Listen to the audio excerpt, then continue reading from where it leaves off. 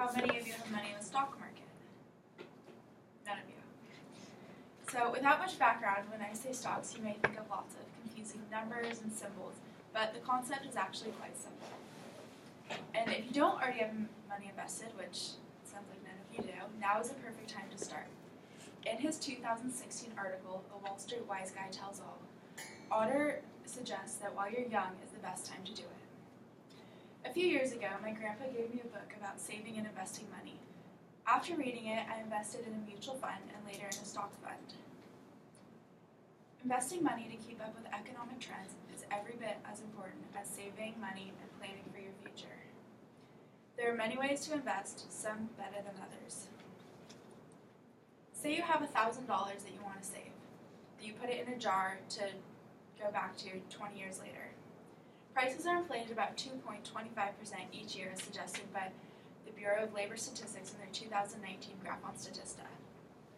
In 20 years, the value of your money should be $1,435. But since it has been left untouched, you have actually lost $435 in value just by putting it in a jar.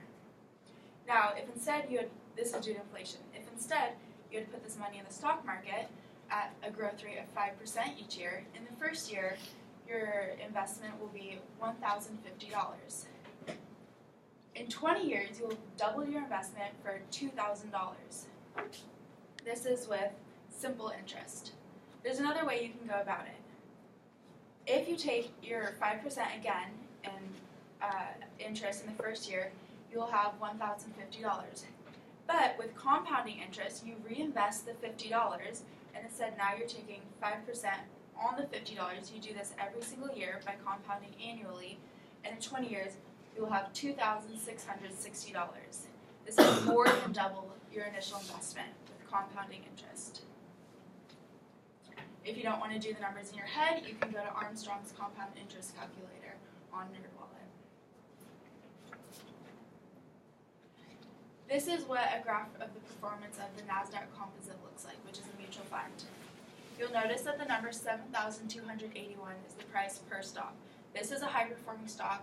Prices range. You can find stocks that sell for $1 and stocks that sell for thousands of dollars.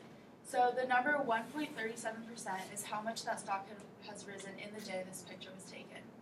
You'll see that on the left axis, the graph starts at 7,200, and within this one-day span, it has gone up to 7,300. That's a $100 fluctuation within this one day. Now if we look at the 6-month span, it looks like it's on a downward trend, which might worry some investors. But what you want to keep in mind is in the long term, stock prices rise. You'll see that when this stock was first opened, it started at $0 and since then has gone up to $8,000 with small recessions in between. The thing to keep in mind is stocks bounce back depending on the stock you pick. There are different ways to invest. You can invest in a mutual fund, which is a compilation of a few dozen companies sold by brokers. These brokers collect the companies, and essentially what they're doing is diversifying your portfolio for you. This is a safe way to see a slow return on your stocks. So if you only want to keep the money in for short term, say you're investing before college and you want to use the money after college, this is what you would want to turn to so that you'll have a slow return, but you won't hit a recession between. The companies tend to balance each other out, so if one company tanks and the other skyrockets, you'll be about even. So you're not going to lose a lot of money, you're not going to gain a lot of money. They do tend to underperform the market average, however. As we talked about earlier, you can also invest in stocks, which is a share of a company. You only want to do this if you think you can beat the market average. They're riskier, so you want to keep your money in long term so you can beat those high ups and downs and get the general upward trend of the stocks. Stocks rise if the company introduces a new product and sales are going up. Say Nike introduces a new shoe and everyone's buying it.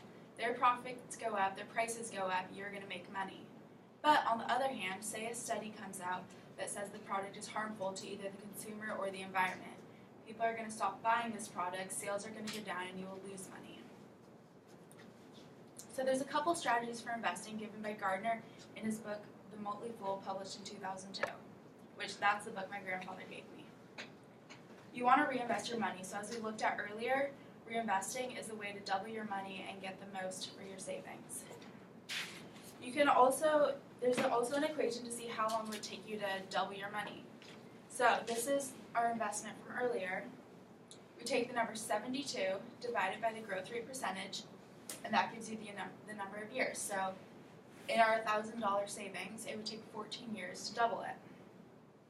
You can also do dollar cost averaging. This is where you invest at the high points and the low points. So you see the peak right here, you would buy stocks there, and you would also buy stocks at the low points. This is where you invest, say every month you invest $100 into the stock, and you do this to keep up with the average trends.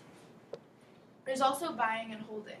So if you bought a stock here or here and you held it, you would be able to benefit from the spikes.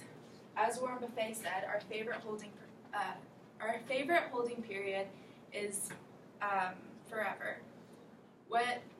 For those of you who don't know who Warren Buffett is, he's the third richest man in the world due to his involvement in stocks. He started investing at age 11. As noted by 100 Funds, written in 2018, published by Investors Chronicle, they urge investors to invest in 5 to 10 companies. 2 to 3 of them should be well established, like General Motors, companies that have been around for a while.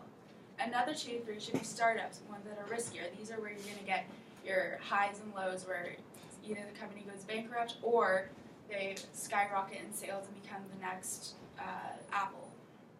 You also want to do a mutual fund, which starts as which is your starting point, which serves as kind of a safety net. So now that you know the what, why, and how of the stock market, you want to use these strategies to keep up with economic trends and beat the rate of inflation, which serves to devalue your savings. As Warren Buffett said, someone's sitting in the shade today because someone planted a tree a long time ago. So now is the time to start thinking about your future. Make decisions today that will prepare you for the rest of your life.